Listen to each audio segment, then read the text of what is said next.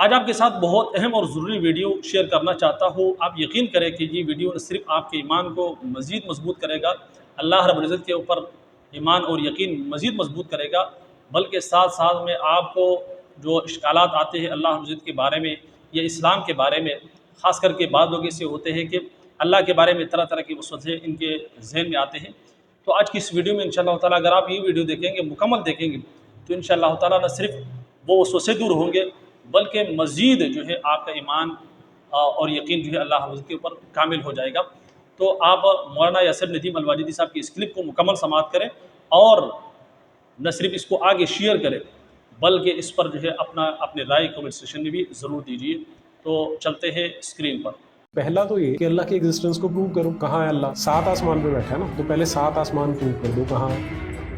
अल्लाह एक है, हम इसको मान सकते हैं। तो तुम ये कहते हो कि अलग अलग देवी देवता नहीं हो सकते, तो क्यों नहीं हो सकते? उसका कारण बता, क्या प्रॉब्लम? अल्लाह कमज़ोर है, वो आ नहीं सकता, दूसरा देवी देवता प्रोवाइड नहीं कर सकता। अब ये अल्लाह की जो ये कमज़ोरी है ये इंसान ने बनाई, क्या अल्लाह वास्तव में ऐसा है? यदि वो सर्वशक्तिमान है तो वो अपने आप को अलग अलग रूप में क्यों नहीं दिखा सकता?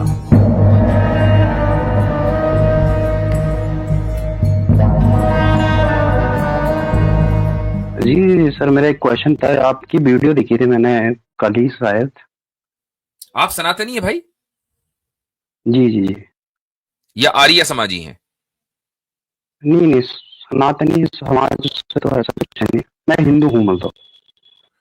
हाँ, मतलब ये कि मूर्ति पूजा करते हैं ना? जी जी जी हाँ, तो बस सनातनी है, ठीक है जी। तो फरमाएं, आपने वाली जी। वीडियो मैंने देखी? आपकी जी यही वीडियो देखी थी कि मूर्ति पूजा, वो किसी ने आपसे क्वेश्चन पूछा था कि मूर्ति पूजा और रेप करने में किसका गुनाह, तो आपने डायरेक्टली बोला था कि मूर्ति पूजा। तो आपने टॉपिक ले लिया, तो उसी पे आप थोड़ा समझा सकते हैं कैसे? उसी में मैंने, आपने कौन सी वाली वीडियो, मैंने जो शॉर्ट वीडियो भी कहीं डली है इंस्टाग्राम पर भी और शायद व्हाट्सएप उस हाँ पे जी हाँ जी यूट्यूब पर भी, हाँ जी हाँ वो जी दो हाँ दो जी हाँ वीडियो जी। को एक को जो बनाया गया, आपने वो देखी? वो नहीं, बंदा मैंने वो छोटी वीडियो बंदा देखी थी। हाँ, वो बंदा 2 मर्तबा आया। पहले उसने सवाल ये किया कि कौन सी बात ज्यादा, क्या क्या उसने कहा था, कौन सा जुर्म बड़ा है, मूर्ति पूजा जी जी या किसी बच्चे का रेप कर देना? तो हमने कहा मूर्ति पूजा। वो बात एकदम बगैर बात किए मजीद वो चला गया। उसको शायद बाइट चाहिए होगी, शॉर्ट। अगली मर्तबा फिर आया कहने लगा कि भाई उसी तरीके से जवाब देना जैसे हाँ इनाम में दिया था। आप अगर दोनों में से किसी एक को होते हुए देखें तो किसको रोकेंगे, या दोनों होते हुए देखें? हमने कहा रेप को, क्योंकि जो जुर्म है मूर्ति पूजा बड़ा होना, उसका ताल्लुक खुदा से है और खुदा इसका ऐलान कर चुका है कि वो हर तरह के गुनाह को माफ कर सकता है, मूर्ति पूजा को या शिर्क को वो माफ नहीं करेगा, या उसकी तरफ से ऐलान है। अच्छा, रेप ये चूंकि इंसानियत के खिलाफ जुर्म है और हम इंसान हैं, तो अगर हमारे बस में होगा तो हम उसको रोकेंगे कि जो किसी मासूम इंसान के खिलाफ जुर्म कर रहा है। तो ये दो रेफरेंस पॉइंट अलग अलग हैं कि खुदा की नजर में सबसे बड़ा गुनाह शिर्क है और एक इंसान को की जिम्मेदारी है लॉ एंड ऑर्डर को मेंटेन करना। यही वजह है कि एक इस्लामी हुकूमत में अगर कुछ लोग जो मूर्ति पूजा करते हैं या शिर्क करते हैं वो रहना चाहें तो वो भी रह सकते हैं एज ए माइनॉरिटी, लेकिन रेपिस्ट नहीं रह सकते। यानी कि खुदा जो है वो रेपिस्ट को माफ कर सकता है, लेकिन मूर्ति पूजा को माफ नहीं कर सकता ना खुदा। मैंने यही कहा इंसान कि तो रेप को रोकेगा। रेप की जो सजा है मिसाल के तौर पर वो ये है कि उसको जहन्नम में डाल दिया जाए।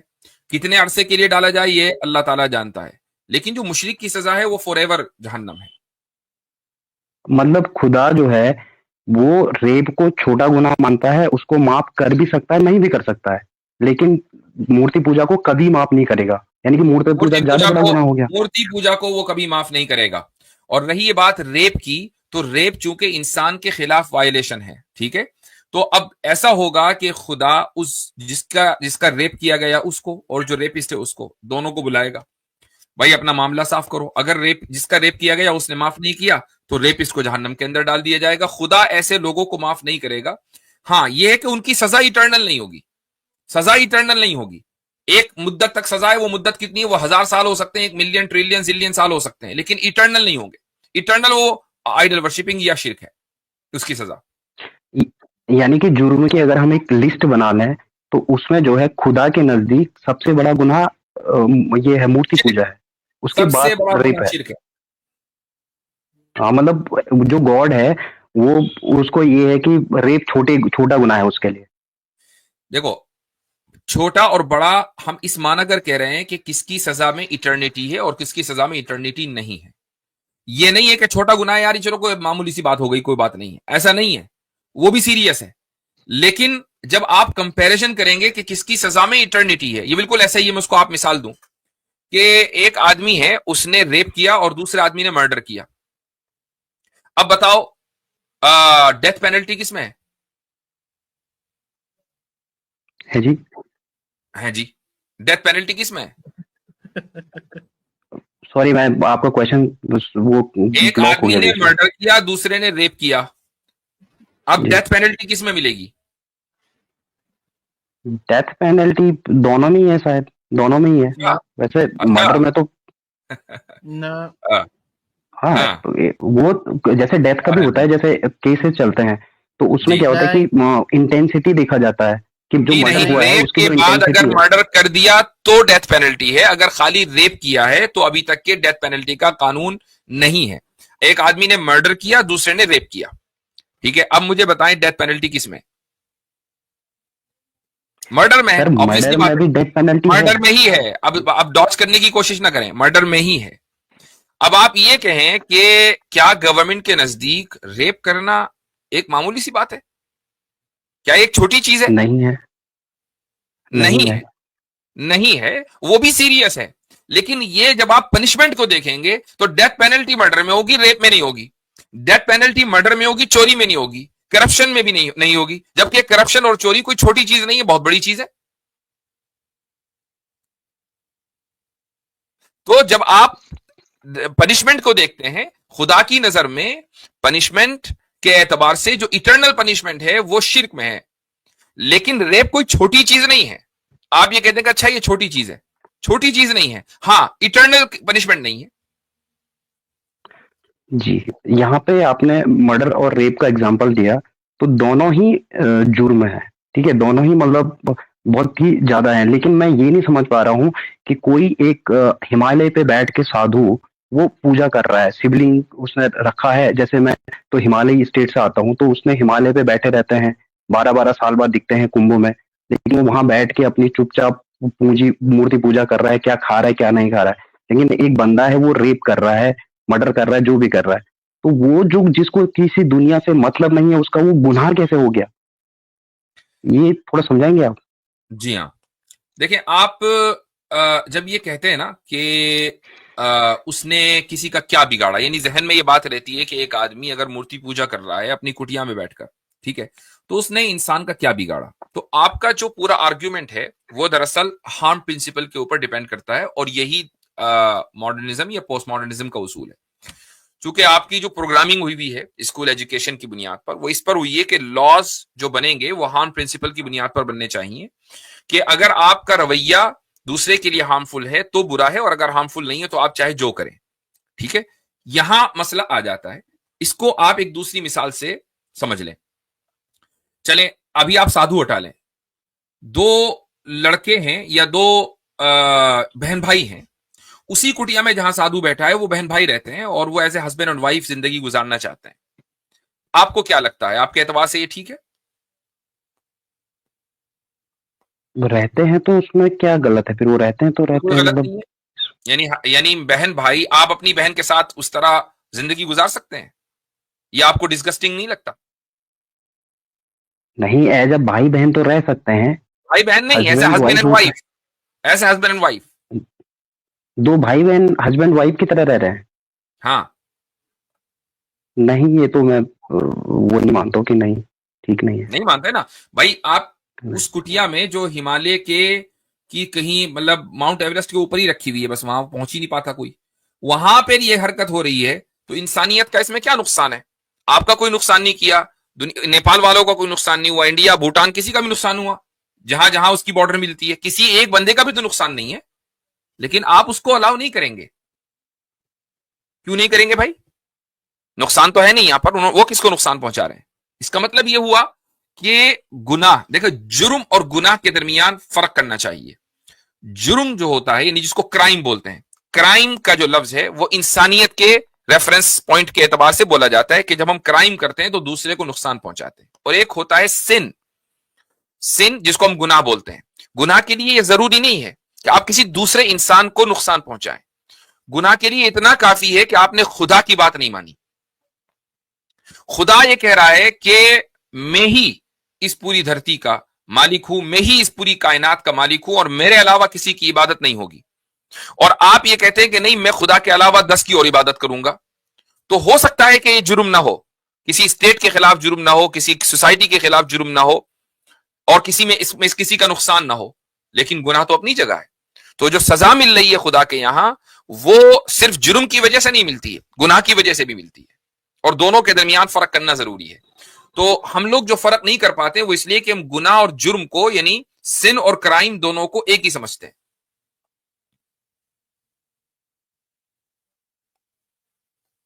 जी। अच्छा, मतलब कि जो आदमी अकेले बैठ के कहीं पे पूजा कर रहा है वो उसका गुनाह बड़ा है, वो गुनाह कर रहा है, और जो रेप कर रहा है उसका गुनाह छोटा है, ये है। अगर जुर्मों में कैटेगरी हम बना लें, ग्रेटर देन का सिंबल लगा लें, हाँ, तो आप गुनाह ग्रेटर देन क्या कर सकते हैं, उसका जो जुर्म है रेपिस्ट का, वो जुर्म है, वो सबसे बड़ा जुर्म हो सकता है। गुनाह तो इंसानियत के, गुनाह तो खुदा के अहकाम की खिलाफ वर्जी होती है ना। तो हो सकता है कि एक मुल्क के या रियासत के किसी स्टेट के लॉ के एतबार से रेप करना सबसे बड़ा जुर्म हो, ठीक है। इसीलिए एक इंसान को या गवर्नमेंट को, पुलिस को यह राइट है कि वो इंटरवीन करे और रेपिस्ट को रोके। गुनाह अगर एक आदमी आइडल वर्शिपिंग कर रहा है तो अब पुलिस नहीं रोकेगी, वो उसका खुदा जाने वो जाने। नहीं, तो आप अभी तो आपने कहा ना कि खुदा जो है वो रेपिस्ट को माफ कर सकता है, लेकिन मूर्ति पूजा को नहीं कर सकता है। देखो, तो या तो माफ करने खुदा की के लिए गुनाह की अलग कैटेगरी बना लें। माफ करने की मैं सूरत बताता हूं। मैंने उसी वक्त जो है वजाहत की थी, अभी दोबारा बता रहा हूं। अभी थोड़ी देर पहले मैंने वजाहत की। रेपिस्ट और जिसका रेप हुआ विक्टिम, दोनों को सामने लाया गया। विक्टिम ने माफ नहीं किया, रेपिस्ट हर हाल में जाएगा, उसको माफ नहीं किया जाएगा, चूंकि ये उसकी खिलाफ वर्जी है। और खुदा ने पहले ही ऐलान किया हुआ है कि विक्टिम के राइट का वायलेशन हुआ तो अब विक्टिम माफ करे तो करे, मैं माफ नहीं करूंगा। यानी खुदा ने इसको अपनी अथॉरिटी से बाहर निकाल दिया, खुद ही ऐलान कर दिया कि यह माफ नहीं होगा अगर विक्टिम माफ नहीं करे। लेकिन अगर हाइपोथेटिकली स्पीकिंग विक्टिम ने माफ कर दिया तो खुदा भी माफ करेगा, क्योंकि विक्टिम ने माफ कर दिया। ये इसका ताल्लुक ह्यूमन राइट से, जिसको हम अरबी में हुकूकुल इबाद, उर्दू में हुकूकुल इबाद कहते हैं। रही बात हुकूकुल्लाह की, हुकूकुल्लाह यानी rights of God. Rights of God के ताल्लुक से खुदा ने यह उसूल बनाया हुआ है कि हर वायलेशन को मैं माफ कर दूंगा सिवाय आइडल वर्शिपिंग के। मतलब खुदा जो कि एक बात परफेक्ट बताएं, है, जो कलम कि भाई हर चीज। सुनने तो सही, कलम भाई एक बात तो बताएं, क्या आपके अनुसार कोई बंदा जो शास्त्र विरुद्ध काम करता है उसे मोक्ष मिल जाएगा? शास्त्र विरुद्ध का, शास्त्रों का तो मुझे इतना वो नहीं है सर, नहीं और पता, ना ही नहीं मुझे ये है कि ना ही हमारे यहाँ ऐसा लिखा है कि नहीं तुम्हें शास्त्रों के विरुद्ध साथ चलना है। मतलब हमारे यहाँ पे हिंदू में मुझे अच्छा, ये कभी लगता गीता है। पढ़ी है, भागवत गीता पढ़ी है कभी? नहीं, पूरी नहीं पढ़ी मैंने कभी। ऐसा करें, अब जाते ही पहले भागवत गीता पढ़े, 16 अध्याय पढ़े, 16 अध्याय पूरा पढ़े, पता लग जाएगा कि श्री कृष्ण जी इनके बारे में क्या कह रहे हैं कि जो शास्त्रों के विरुद्ध करते हैं और शास्त्रों के विरुद्ध आचरण करते हैं उनके लिए क्या नियम है। आपका ये सवाल ऑटोमेटिकली खत्म हो जाएगा। नहीं सर, अगर नियम है भी तो वो आध्यात्मिक नियम है ना। वो ऐसा नहीं है कि हमारे यहाँ पे, देखिए हिंदू धर्म में ऐसा नहीं है कि एक किताब है उसमें रूल्स हैं, सेट ऑफ रूल्स हैं, उसी को फॉलो करना है। किसे कहते हैं आचरण, किसे कहते हैं पूजा पद्धति, किसे कहते हैं शास्त्र विरुद्ध कर्म, किसे कहते हैं, ये मुझे बता दीजिए। सर वो मैं क्या कह रहा हूँ कि अगर लिखा भी है तो वो ऐसा है कि वो एक अच्छा इंसान क्या होना चाहिए क्या नहीं होना चाहिए, वो हिंदू मुस्लिम इसके लिए है ही नहीं। वहां पे कोई भी हमारा वेद है, ग्रंथ है, वो कि हिंदू के लिए है, मुस्लिम के लिए, ऐसा नहीं है भाई। शास्त्र क्या, गीता जो है वो क्रिश्चियनों के लिए है, वो ऑल ह्यूमन बीइंग्स के लिए सर, वो किसी एक पर्टिकुलर कम्युनिटी के लिए नहीं है। वो नहीं मानते वो अलग है, लेकिन जो शास्त्र की बात करते हैं वो ह्यूमन की बात करते हैं, इंसानों की बात करते हैं। अच्छा, जो आप ये बात कर रहे हैं कि ये ह्यूमन के लिए है, मैं कह रहा हूं उन्होंने लिखा है, मेरी बात तो आप खुद कह रहे हैं, उन्होंने लिखा है कि जो शास्त्र विरुद्ध कार्य करता है वो कभी मोक्ष को, परम गति को प्राप्त नहीं करेगा, वो न कभी मुझे प्राप्त कर पाएगा। तो आप कह रहे हैं कि ये समस्त के लिए है, हम वही कह रहे हैं कि जो खुदा को ना माने, उसकी ना माने, उसको जो है वो कभी हाँ, इटरनल यानी नहीं कलाम मिलेगी। साहब ये जो बात कह रहे हैं ना तौहीद साहब, वो ये कह रहे हैं कि एक मुसलमान है जो शास्त्र के मुताबिक उसने अपनी जिंदगी नहीं गुजारी, वो बगैर शास्त्र के पर अमल किए उसका इंतकाल हो गया, वो मर गया, तो वो कभी भी खुदा को प्राप्त नहीं कर पाएगा, हासिल नहीं कर पाएगा। इसी तरीके से वो कभी भी मोक्ष हासिल नहीं कर पाएगा, क्योंकि वो तो मर गया, शास्त्र के खिलाफ उसने जिंदगी गुजारी। भगवत गीता में लिखा हुआ है कभी भी ऐसा नहीं होगा। तो आपके यहां भी, यानी जिस धर्म को आप मानते आ रहे हैं, उसमें भी उसी तरह की बातें मिल रही हैं। नहीं सर, वो एक मुसलमान है, नहीं है वो। आप उस पुजारी की जगह एक मुसलमान को बिठा दें हिमालय में, वो दिन रात नमाज पढ़ रहा है, लेकिन शास्त्र के मुताबिक उसने जिंदगी नहीं गुजारी, मोक्ष उसको भी नहीं मिलेगा।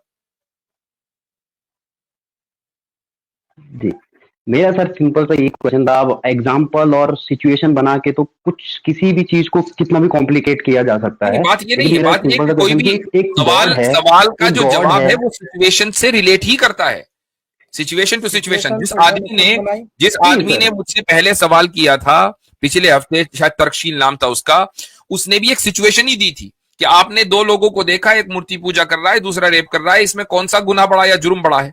उसने भी एक सिचुएशन दी थी ना, तो सिचुएशन के मुताबिक ही जवाब दिया जाएगा। और ये ये भी तो सिचुएशन सिचुएशन नहीं ही है दे सर, रहे हैं कि ये एक तो बंदा लिखा है हिमालय ना, में ये बैठा तो है, एक आप बंदा बताते रेप कर रहते रहा हैं, तो लिखा हुआ है।